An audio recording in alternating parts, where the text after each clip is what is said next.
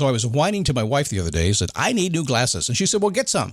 I couldn't tighten them anymore. They were scratched. You know the thing, right? But I didn't want to go through the process because you have to make the appointment. You have to spend weeks to get them done. And you got to pay a fortune, right? That's real. But I did. I spent $500 on frames and glasses, and that was cheap. And then I ordered a pair from my sponsor, Zenni Optical, for $70. Zenni is an online eyewear shop. Prescription glasses, sunglasses, blue light lenses, starting at under $30. You go to Zenni.com, you pick a frame, upload your prescription, and they ship it to your door. No appointment, no store, no upsell at the counter. And by the way, if you are saying, do I really need new glasses, or do I have to put up with one pair to do everything I need to do for the next 2 years? No! You can get what you want starting at under $30. And if you've never bought glasses online, don't worry about it. I haven't either. Zenni has a virtual try-on, so you can see exactly how the frame looks before you commit to buying them, with no salesman looking at you saying, those look good, but these expensive ones would look better. No, you don't get that. I'm excited. I can't wait to get my Zenni glasses and tell you more about them. If your glasses are overdue for a refresh, now's the time. Go to Zenni.com/podcast and use the code podcast15 for 15% off your first order. The styles sell out, so don't sit on it. That's Zenni.com/podcast. Promo code podcast15. You might have heard that live shopping is exploding, and I have to tell you, I have been on Whatnot for a couple of weeks now, and I see why it is. Now, Whatnot is my sponsor, and they are the reason I got on the platform and checked it out. I'm glad they did. They made it easy for me. I'm going to make it easy for you. I love it. Whatnot is where you get great products without paying full price. It's that simple. I'm hooked on their live shows, too. You got to see them. They're so much fun. And I see why Whatnot has climbed to the top of the App Store.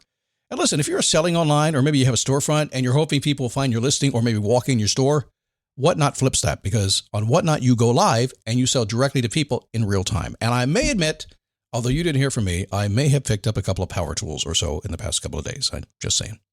Whatnot, it's the largest dedicated live shopping platform with beauty, collectibles, electronics, luxury, fashion, even cookies, and anyone can sell. In fact, people who sell on Whatnot sell 10 times as much as any other major marketplace. That's because you're not just listing products, you're building real connections with buyers. So whether you're shopping or you're selling, download the Whatnot app today and get free shipping on your first order. Just search WHATNOT, Whatnot, in the App Store and start scoring amazing deals.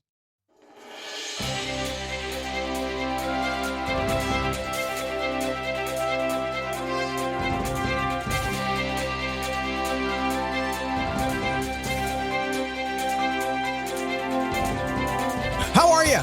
All right, here we go, man. It's been busy around here. Busy. We had a lot of racing in Daytona, the Rolex 24, the Daytona 500. Now, my time of the year is arriving. Bike Week is about ready to arrive. I went to Biketoberfest. I bought a new motorcycle shortly after that. So now I get to go to Bike Week. And I'm just going to meander up to Destination Daytona. And honey, I'll be back a little later on today. And she'll say, give me the credit cards. I say, huh? What I need? Give me the credit card. Huh? Come on. It's something that bike needs. It's a brand new 2021 Harley-Davidson Road King. It's a starter kit. You know what I mean? All right. So she's going to hold me accountable because she's going to say, I pay the bills. Give me the credit card. And that's what we're going to talk about today. We're going to talk about credit cards. All right, no, we're going to talk about being accountable.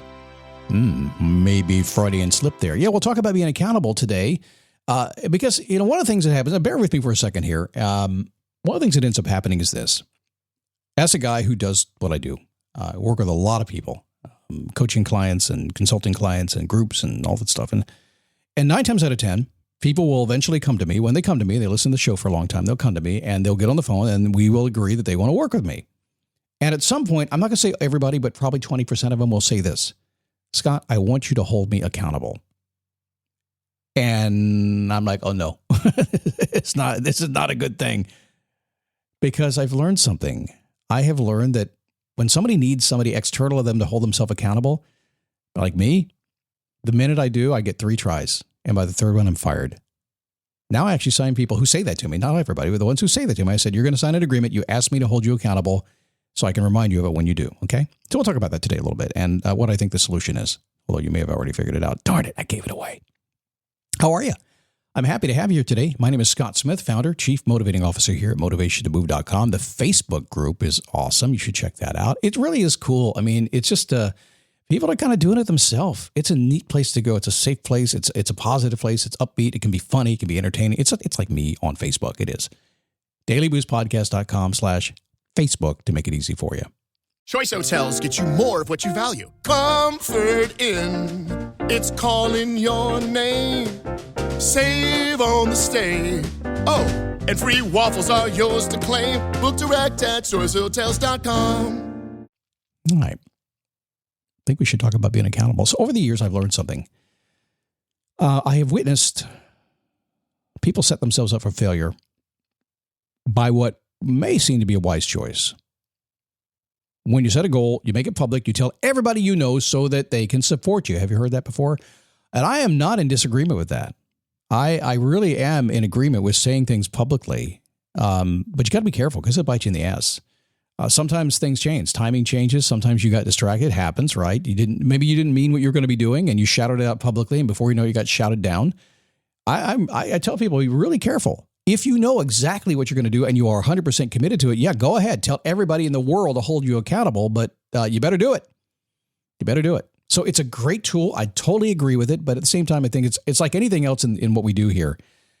There's a couple layers to it. Everything is layered. You have to know where to put it in there. And if you put it in too fast, it could be demotivating. I guess a good way to say it, huh? So in my experience, it just hasn't worked so well.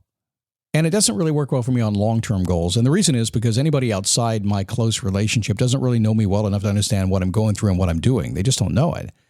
That makes it kind of challenging for people around me to provide support in meaningful ways. It's difficult for me to kind of accept that sometimes because I want the help, but at the same time, long-term stuff, they don't really know, if they're too outside my circle, they don't really know how to help me, which is why the big public stuff doesn't really work so well.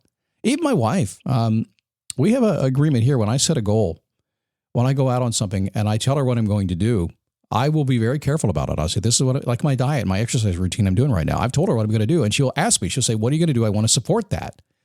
And if I get off track, I'm very careful what I say because I know she's going to support me. But we set the guidelines and she'll pull me right back on. She just stays there if I get off track, and I'll get off track. That's what I do. Former fat guy living in a relatively thin guy's body. That's who I used to be. Now I'm still that way. I'm just trying to, it's an old thing. Trying to work through it.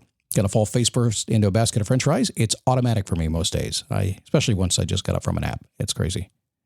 So anyway, as we go through this accountability thing, it doesn't take a whole lot of thinking to realize that the best accountability relationship is based on respect, right? That's why the one with my wife works so well.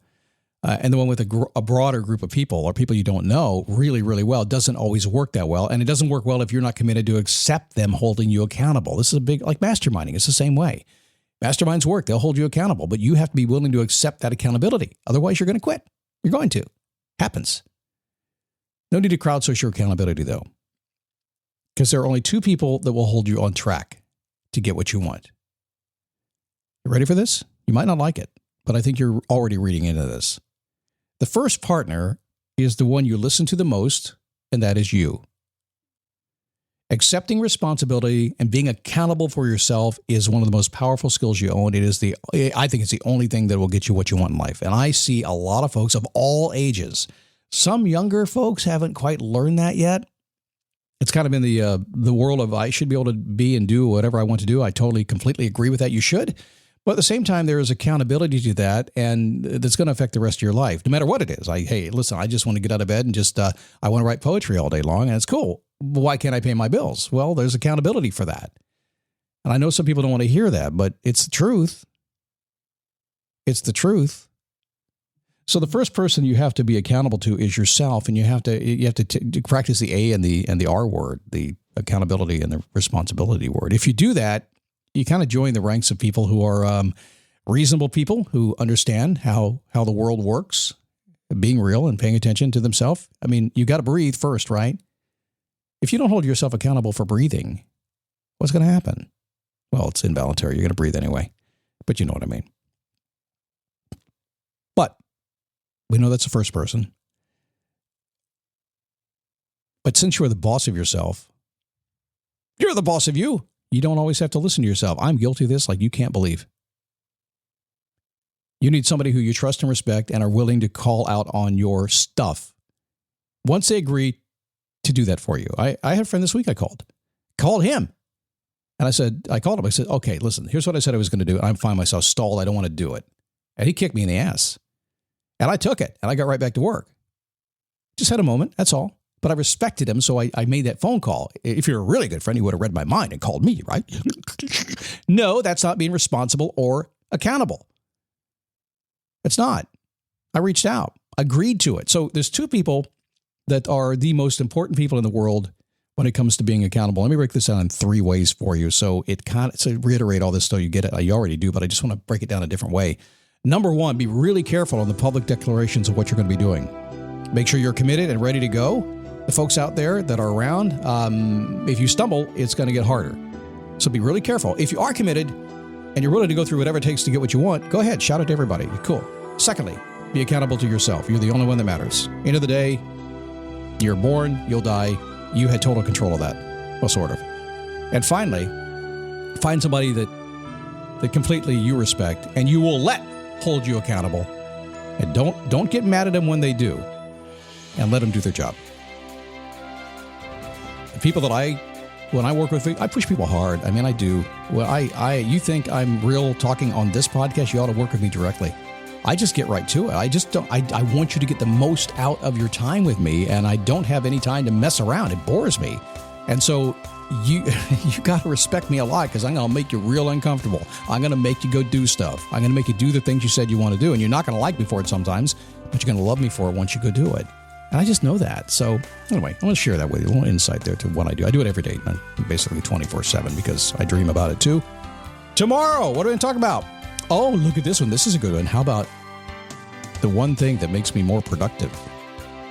If you do this, if you can, I'll challenge you because you might not be able to, but if you can, it'll change everything. Why don't you come on back? It'll be good. See you tomorrow.